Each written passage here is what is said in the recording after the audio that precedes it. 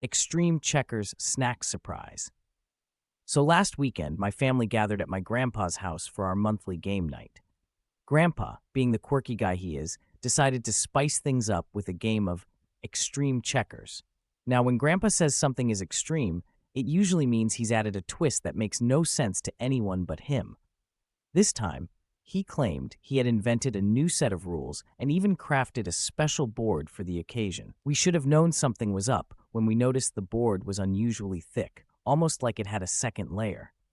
But, in the spirit of good-natured competition and curiosity, we all agreed to play along.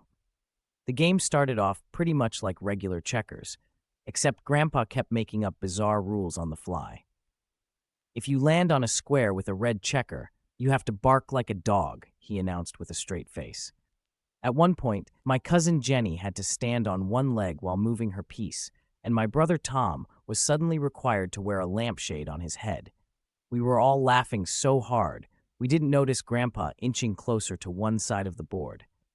That's when things got really weird. As Tom moved his piece to the corner, the board tilted slightly, and the next thing we knew, it flipped up like a trapdoor. Beneath the board was not some secret passage to Narnia or a hidden vault of riches, but Grandpa's ultimate snack stash. There were chips, cookies, and even a few cans of that weird soda he loves, but no one else can stomach. Grandpa grinned, clearly having planned this little surprise.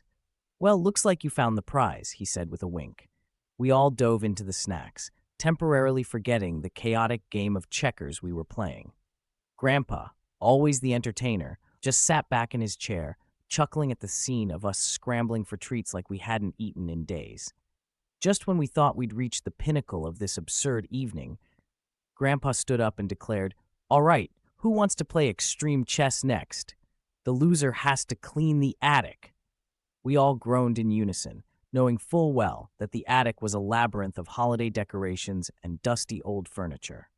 As we munched on chips and laughed about the game of extreme checkers, I turned to Grandpa and said, "You know, Grandpa, you really do take checkers to the next level. Literally,